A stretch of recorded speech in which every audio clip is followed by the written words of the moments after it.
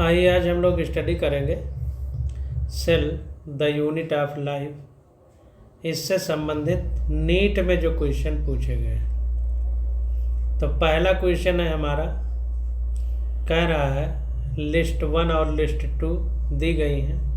कह रहा है choose the correct answer from the option given below.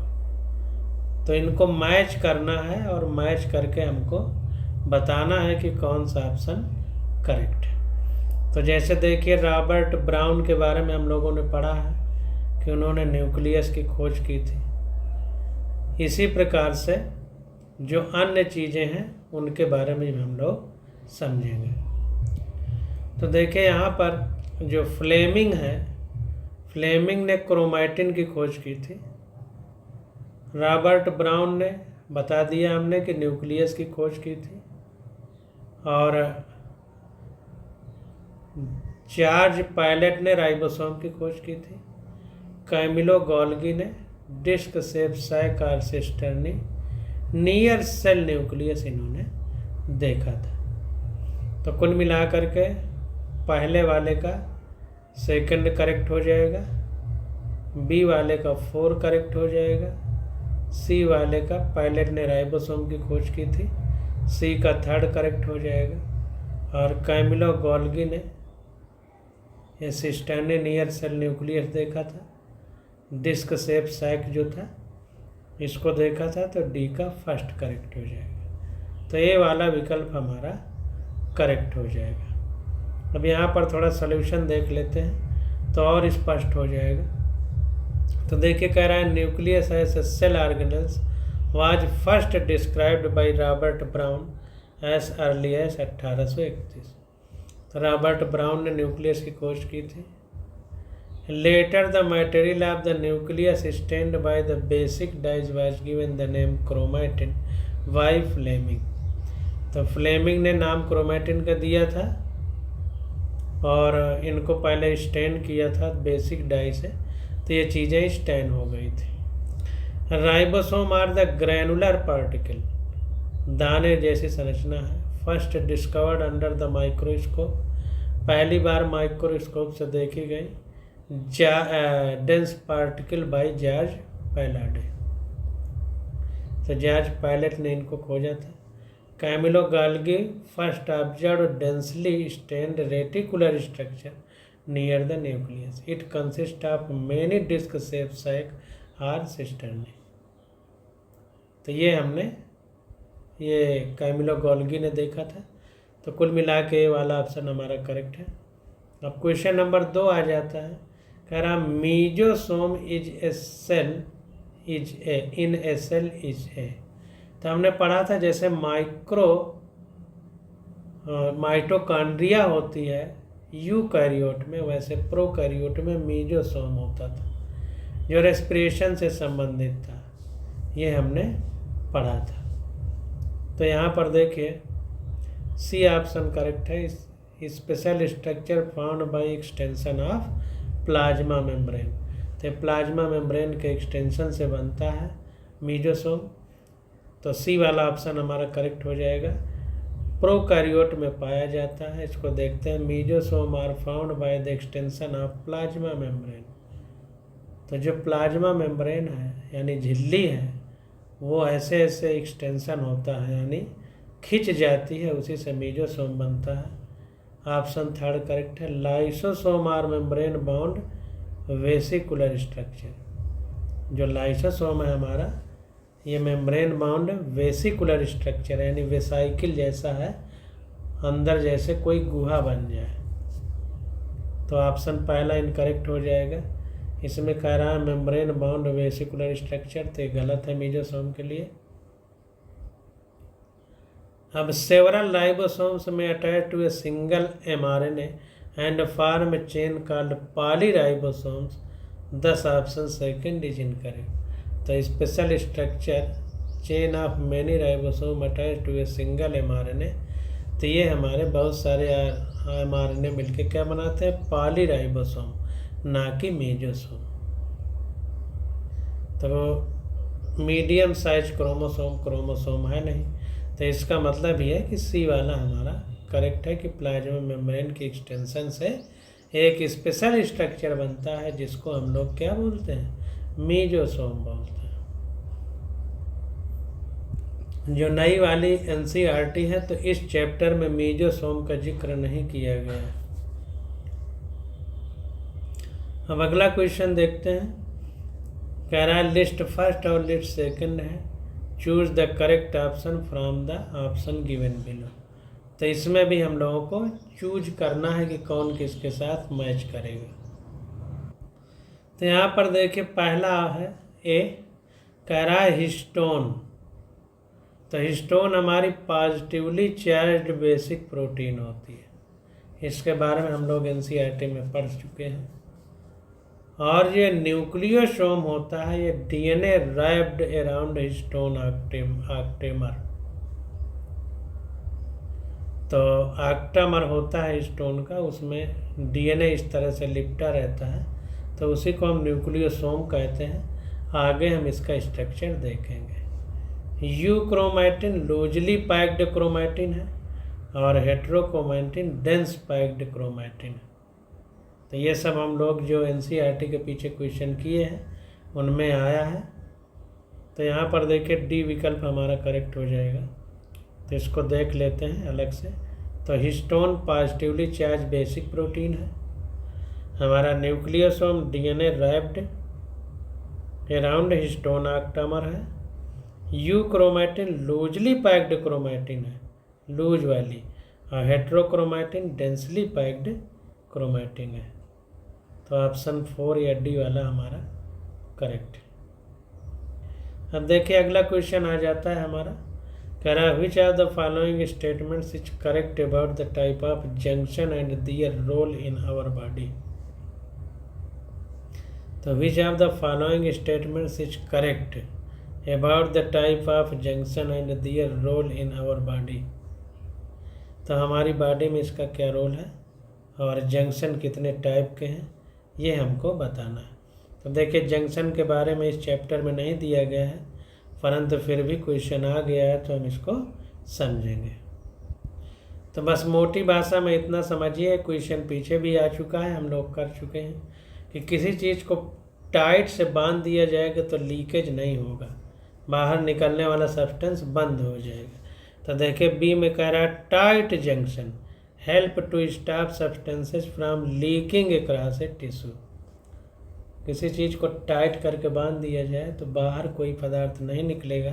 तो बस मोटी मोटी भाषा में याद रखना है कि tight junction help to stop substances from leaking across a tissue.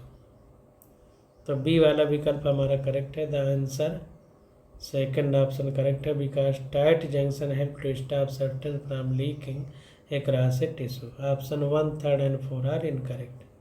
अब देखिए नीचे बताया गया है adhering junction perform cementing to keep neighbouring cell together. तो एडहरिंग का मतलब होता है अगल बगल वाले को आपस में सटा करके रखना। तो जैसे सैंडविच होता है कि ऊपर और नीचे ब्रेड लगा दी जाती है, बीच में मसाला भर दिया जाता है, तो अगल बगल वाली ब्रेड मसाला को आपस में चिपकाए रखती है। तो adhering junction perform cementing to keep neighbouring cell together. तो सीमेंटिंग का मतलब जैसे सीमेंट मोरम से हम लोग किसी चीज़ को बनाते हैं तो उस तरह अगल बगल वाली सेल को एडहरिंग जंक्शन रोक के रखता है। गैप जंक्शन जैसा नाम से पता चल रहा है कि अंदर कुछ गैपिंग होगी, तो gap junction facilitate the cell to communicate with each other by connecting the cytoplasm of adjoining cell for rapid transfer of ion, small molecule and sometimes big molecules। तो गैप जंक्शन में क्या है कि गैप होता है cell के बीच में, वहाँ पर फ्लूइड भरा रहता है, साइटोप्लाज्म भरा रहता है और उसका कनेक्शन साइटोप्लाज्म से होता है दोनों सेल का। अब वो साइटोप्लाज्म से क्या होता है, रैपिड ट्रांसफ़र होता है आयन का या छोटे मॉलिक्यूल का यानी अणुओं का, कभी कभी बड़े अणुओं का भी ट्रांसफ़र होता है। तो इस प्रकार से सारी चीज़ें हम लोगों ने समझ ली। अब क्वेश्चन नंबर 5 आ जाता है। कह रहा है लिस्ट फर्स्ट और लिस्ट सेकंड को करेक्ट मैच कर देना है हम लोगों को। तो यहाँ पर देखिए F1 पार्टिकल का जिक्र होता है। तो F1 पार्टिकल हम लोगों ने कहाँ पढ़ा था? माइटोकॉन्ड्रिया में, हिस्टोन क्रोमोसोम में, हिस्टोन प्रोटीन, एक्सोनीम सीलिया, और सिस्टर्नी की बात हुई थी गाल्गी अपरेटस में। ये सारे फिगर हम लोग जब देखेंगे अच्छे से तो वहाँ समझ में आ जाएगा। तो बी वाला ऑप्शन हमारा करेक्ट है। F1 पार्टिकल माइटोकॉन्ड्रिया से संबंधित है, हिस्टोन प्रोटीन हमारी क्रोमोसोम से संबंधित है, एक्सोनीम हमारी सीलिया से संबंधित है, और सिस्टर्नी गाल्गी अपरेटस से। ये हम लोगों ने NCERT में पढ़ा है। बहुत चीज़ें जैसे F1 पार्टिकल NCERT में पीछे जो क्वेश्चन दिए गए हैं वहाँ पढ़ा है, तो कुछ चीज़ें नई NCERT में नहीं हैं। तो जो क्वेश्चन दिए गए हैं उनमें है, क्योंकि वो पुरानी NCERT से संबंधित क्वेश्चन है। तो ये क्वेश्चन हमारा हो गया। इसका सॉल्यूशन थोड़ा देख लेते हैं। तो F1 पार्टिकल आर, इसी को F1 पार्टिकल को आक्जीसोम कहते हैं, are found in the inner face of the inner membrane of mitochondria. Mitochondria की अंदर वाली झिल्ली में अंदर की तरफ होते हैं, छोटे छोटे दाने जैसी संरचना है। Chromatin fibre condense to form chromosome. यही क्रोमैटिन फाइबर जो है कंडेंस हो जाते हैं और कंडेंस हो करके क्रोमोसोम बनाते हैं। ये chromatin fibre, not chromatin protein गलत बोल दिया गया था। तो क्रोमैटिन फाइबर जो है कंडेंस हो करके क्रोमोसोम बनाते हैं। अब क्रोमैटिन इसेंशियल कंपोनेंट या composed of DNA and basic histone protein. तो बेसिक हिस्टोन, ये हिस्टोन के लिए प्रोटीन बोला होगा, हाँ ये हिस्टोन है, ठीक।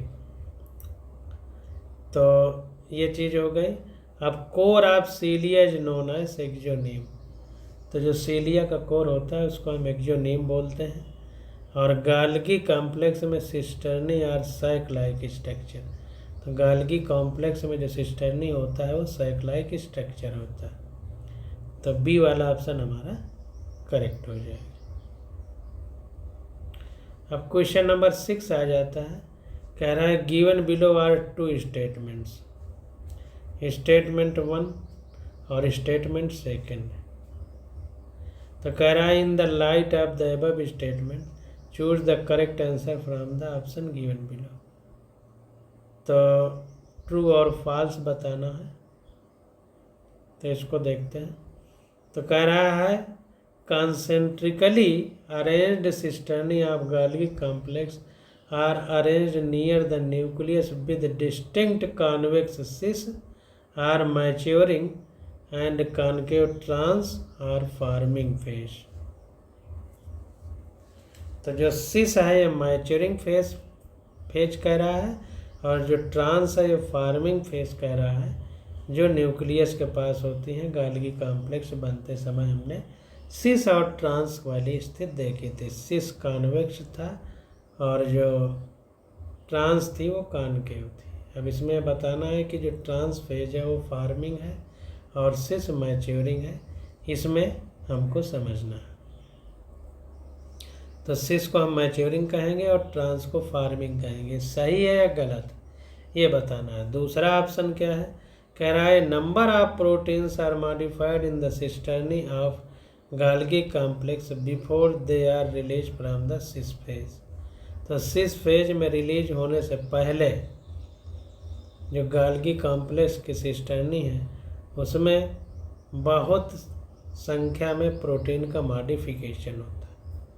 ये दो चीज़ें हमको बताई गई स्टेटमेंट फर्स्ट और स्टेटमेंट सेकंड में। अब हमको सही चीज़ बताना है। तो इसमें देखिए न पहला वाला सही है और न दूसरा वाला सही है, दोनों गलत।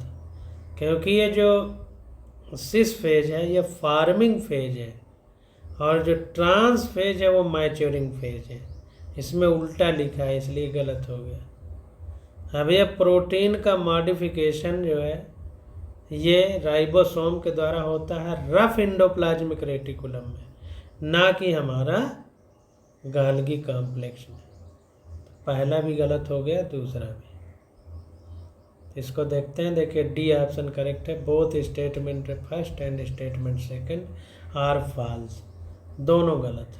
तो the Golgi cisternae are concentrically arrange near the nucleus with distinct convex cis are the forming phase. Cis क्या है?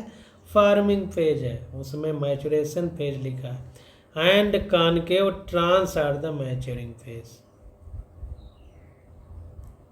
अब दूसरे बी जो स्टेटमेंट सेकंड था उसमें क्या कह रहा है? A number of protein synthesized by ribosome on the endoplasmic reticulum are modified in the cisternae of the Golgi apparatus before they are release from its trans phase. तो जो हमारा राइबोसोम का सिंथेसिस है वो एंडोप्लाज्मिक रेटिकुलम में होता है और मॉडिफिकेशन होता है सिस्टर्नी के Golgi apparatus before they are release from its trans face. जब ये ट्रांसफेज में रिलीज होती है उससे पहले। और इसमें क्या कह रहा था? कह रहा है कि मॉडिफिकेशन होता है सिस्टर्नी में प्रोटीन का before they are release from cis face. Trans face होना चाहिए था, इसलिए ये गलत हो गया। अब देखें 7वां नंबर क्वेश्चन देखते हैं। कह रहा है match list first with list second. फिर हमें मैच करना है और सही गलत को बताना है। तो यहाँ पर देखिए जो न्यूक्लियोलस होता है हमारा site for active ribosomal RNA synthesis. तो राइबोसोमल आरएनए सिंथेसिस का एक अखाड़ा है हमारा न्यूक्लियोलस, यानी केंद्रिक नाट केंद्रक, इसको समझना है। अब देखिए सेंट्रियोल है तो organize like the cart wheel.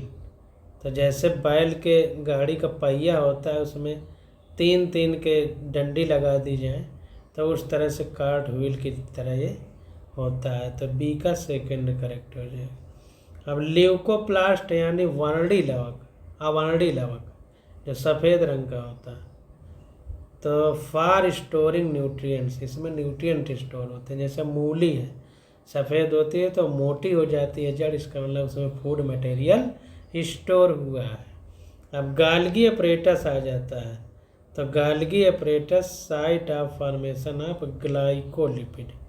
तो ग्लाइकोलिपिड के फॉर्मेशन का स्थान होता है हमारी गाल्गी अपरेटस। तो ए वाला ऑप्शन हमारा करेक्ट हो जाएगा। अब इसके सॉल्यूशन को अच्छे से देख लेते हैं। तो nucleolus is a site for active ribosomal RNA synthesis. तो केंद्रिक या न्यूक्लियोलस में राइबोसोम का सिंथेसिस होता है, वो भी राइबोसोमल मतलब आरएनए का सिंथेसिस होता है। Both the centriole in a centrosome lie perpendicular to each other in which each has an organization like the cart wheel. इसमें सेंट्रियोल क्या होती है? एक दूसरे से परपेंडिकुलर यानी 90 डिग्री के एंगल पर होती है और 90 डिग्री के एंगल पे होती हैं तो कार्ट व्हील लाइक स्ट्रक्चर बन जाता है, जो हमने फिगर में आपको एनसीईआरटी में दिखाया था। ये देखिए सेंट्रियोल ये और ये आपस में 90 डिग्री पर है। अब देखिए आगे कह रहा है leucoplast are the colourless plastid of varied shaped and size with store nutrients. तो जो अवर्णी लवक है वो भोजन को इकट्ठा करने का काम करते हैं। Golgi apparatus is the important site for formation of glycoprotein and glycolipid. तो ग्लाइकोप्रोटीन और ग्लाइकोलिपिड बनाने के केंद्र हमारे क्या हैं?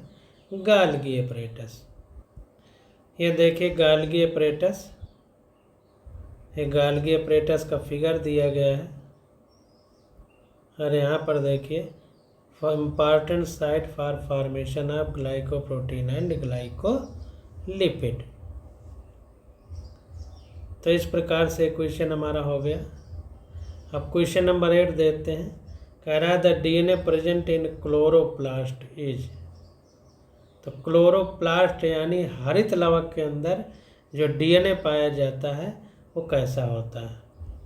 तो डबल स्ट्रैंडेड होता है और सर्कुलर होता है। सर्कुलर और डबल स्ट्रैंडेड डीएनए पाया जाता है। इसको ऐसे याद रखिए, जो क्लोरोप्लास्ट है माइटोकॉन्ड्रिया है, न्यूक्लियस है, इनमें डबल मेम्ब्रेन लेयर पाई जाती है, तो डबल स्ट्रैंडेड सर्कुलर डीएनए भी पाया जाता है, इसको ध्यान रखना। तो देखिए बी वाला ऑप्शन करेक्ट है। The DNA present in chloroplast is circular होता है और डबल स्ट्रैंडेड होता है। अब क्वेश्चन नंबर 9 देखते हैं। कह रहा है match list first with list second, list first and list second, choose the correct answer from the option given below. तो जो ऑप्शन दिए गए उनमें करेक्ट हमको बताना। तो देखिए बार बार अब वही चीज़ें आ रही हैं, एक्सोनीम आ गई, वही कार्ड व्हील पैटर्न आ गया, सब लगभग वैसे आपको मिलते चले जाएंगे। तो यहाँ पर देखिए एक्सोनीम की अगर बात की जाए तो सीलिया और फ्लैजिला आ जाएगा। कार्ट व्हील पैटर्न हमने सेंट्रियोल में देख ही लिया है। क्रिस्टा या क्रिस्टी हमारा माइटोकॉन्ड्रिया के अंदर जो उंगली जैसी संरचनाएं थी, सैटेलाइट क्रोमोसोम के बारे में हम लोग पढ़ ही चुके हैं। तो कुल मिला करके डी ऑप्शन हमारा करेक्ट हो जाएगा। इसको देख लेते हैं। तो axoneme is seen in cilia and flagella, centriole shows cartwheel appearance, crista is found in mitochondria and satellite is present in chromosome. सारी चीज़ें पढ़ चुके हैं हम। अब क्वेश्चन नंबर 10 आ जाता है।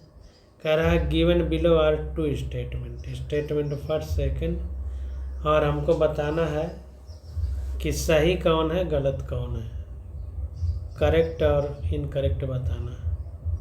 तो देखिए पहला है, कह रहा mitochondria and chloroplast both double membranous bound organelles, तो सही है, हम लोगों ने पढ़ा है। दूसरा है inner membrane of mitochondria is relatively less permeable as compared chloroplast.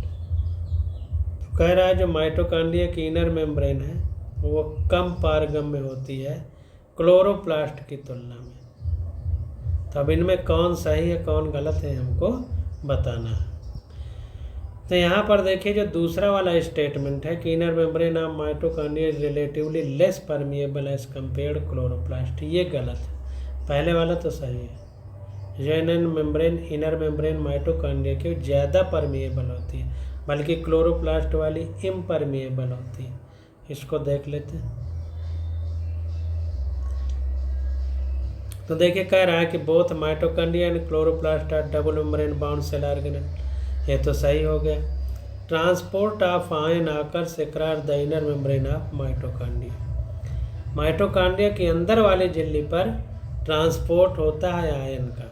The inner membrane of chloroplast is impermeable to ion and metabolites, तो जो आयन और मेटाबोलाइट्स क्लोरोप्लास्ट में होते हैं तो उनकी इनर मेम्ब्रेन इम्परमिएबल होती है, अपारगम्य होती है आयन और मेटाबोलाइट्स के लिए। जबकि क्वेश्चन में कह रहा है माइटोकॉन्ड्रिया वाले, इसलिए सेकंड स्टेटमेंट हमारा इनकरेक्ट हो गया। फर्स्ट वाला करेक्ट है, सेकंड वाला incorrect. Therefore it is said that inner membrane of mitochondria is relatively more permeable to that of chloroplast, तो माइटोकॉन्ड्रिया की जो इनर मेम्ब्रेन है ज़्यादा परमिएबल है क्लोरोप्लास्ट की तुलना में, ये कहना उचित था, ना कि इसका उल्टा। इसलिए स्टेटमेंट सेकंड हमारा इनकरेक्ट हो जाएगा, स्टेटमेंट फर्स्ट हमारा करेक्ट हो जाएगा। तो इस प्रकार से 10 क्वेश्चन हम लोगों ने किए हैं। अब 11वां क्वेश्चन हम अगले लेक्चर में करेंगे। आज बस यहीं तक।